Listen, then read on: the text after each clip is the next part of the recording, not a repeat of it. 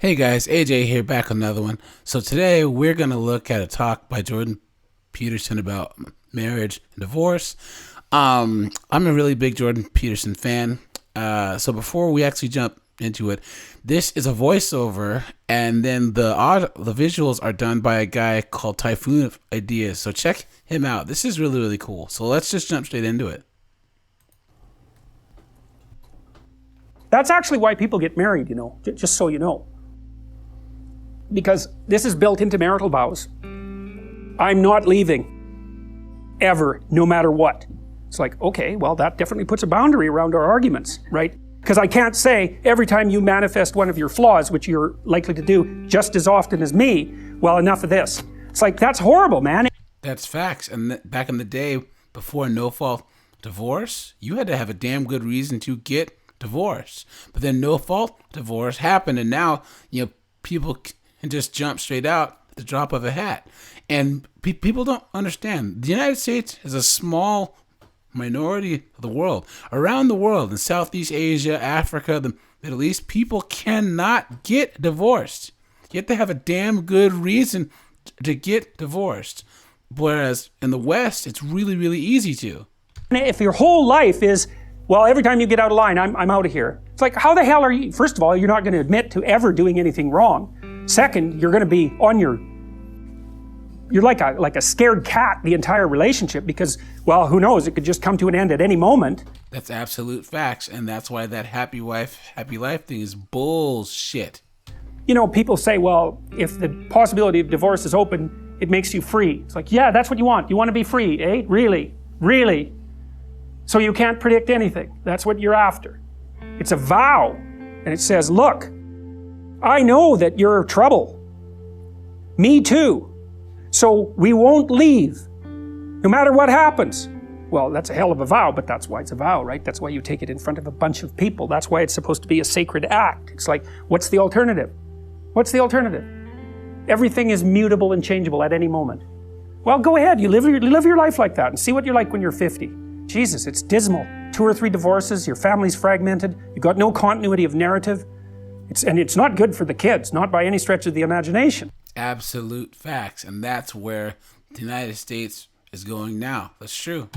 And so it's a form of voluntary enslavement, I suppose, but it's also equivalent to the adoption of a responsibility. And there's more to it than that. If you can't run away, then you can solve your problems. Because it might be, okay, well, I'm stuck with you. So how about we fix things? Because the alternative is we're going to be in a boxing match for the next 40 years. That's the alternative.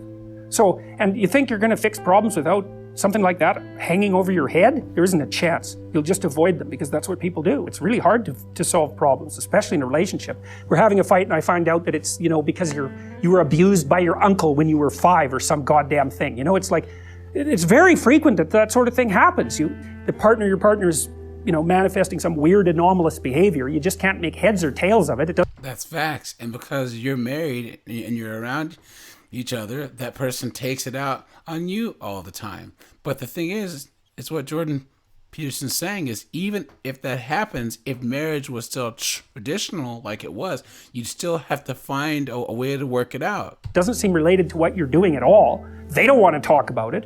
And so as soon as you bring it up, they get mad. And then you bring it up again, they even get madder, and they tell you that you're not going to talk about that or they're going to leave.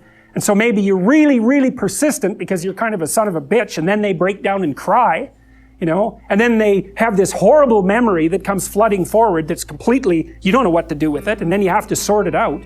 It's like, you think you're going to do that unless there's a good reason? You have to know, we better sort this out or we're going to be carrying it around for the next 40 years. That maybe is enough motivation so you'll actually try hard to solve a problem. Absolute facts. That's true. It's a lot easier to say, well, sorry, we're not going there. But then, good, you'll have it every day, every goddamn day for the rest of your life. There's some additional problems with divorce that people don't really grasp when they're young. Like the idea that you can be divorced once you have children, that's kind of a stupid idea, because you can't. You can find a limited substitute for your initial freedom. But if you have kids and you try to get divorced, the probability that that's going to demolish your life is very, very high. And that's absolute true. Because you have men have to fight for 50-50 custody. Then the guy, he has to pay child support and all this other court crap. And then oftentimes the guy becomes a part-time dad, but then the mom can just move some new dude into the house, and he has free access to the other guy's kids. It's crazy. And here's the thing: people go, "Oh, well, you shouldn't just get married and then stay together for your kids." If you do decide to get married, it's not about you anymore. If you have kids, if you don't have kids, leave, fine. But you got to think about the kids. And what I think that the Jordan Peterson saying here is, marriage isn't about happiness for you if you have kids. If you divorce and you have kids, there's going to be nothing but negative outcomes in that case for the children. First of all, it's incredibly expensive. So one or both of you is going to come out of that poor. And your market value has declined. Let's say you're the woman who takes the kids. Your market value has declined radically. Absolutely. And that's another thing that these single moms, they don't get. Your market value goes down. If you have 2 kids and you're a single mom, it means that you're a car and you have 2 accidents on the Carfax, man. That's just the way men see it. You're going to be poorer. The man, he's just as screwed because he is now an indentured servant and there's no escape from it. So it's not so bad if you can negotiate a peaceful separation, and some people can, but lots of times if you have a terrible relationship, it's not like negotiating a peaceful separation is all that easy. But if you're at each other's throats, good luck to you. Yep, because most of the money goes to the courts and the lawyers.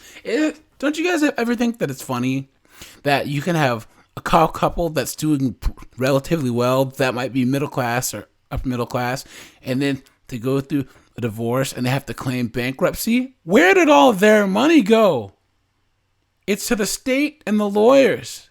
That's what they want, you know?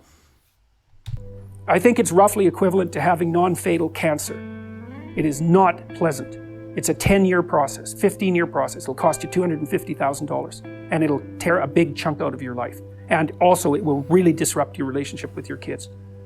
And, you know, you bring kids into a step-parent family, they do not do as well. Step-parents are not as good parents as biological parents, and the data on that is clear. Now, absolute facts, and this is coming from Jordan Peterson, PhD in clinical psychology, so he knows what he's talking about. Obviously, there are exceptions, because there are terrible biological parents, and there are wonderful step-parents. But if you look in aggregate, it's not that easy to care for children. You need everything you can binding you to them. And if they're someone else's children, mostly they get in the way of the person that you love, right? Let's say you have a child and I want to go out with you. Every second you spend with that child is the second you don't spend with me.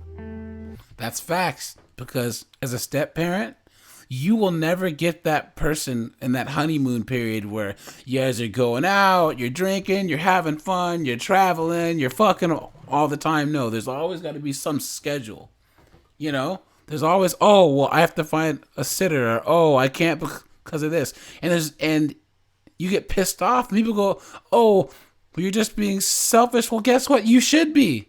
You should be in a relationship where you are that person's number one priority, and they are yours. And then if you have kids, then guess what? That child becomes both of your first priority. Anything else is an imbalance, and it's bullshit. And there's going to be a price for that. I'm not going to be happy about that. And if I have a child, you're going to feel exactly the same way. You might say, well, no, I love children. It's like, yeah, sure. It's like, no, I love children, but at the same time, those are your kids and not mine. Sure you do. I doubt it. You might love your child. And you know, it's pretty specific the way that people love children. And the rate of abuse for kids in step-parent families is way higher than it is in biological families. There's not even any comparison. So unless you've really made a commitment to someone, like a lifetime commitment, and that's a serious commitment, one that you're not going to back out of, you're not going to take the relationship with the seriousness that's necessary to make it of the highest possible quality and sustainability across the course of your life.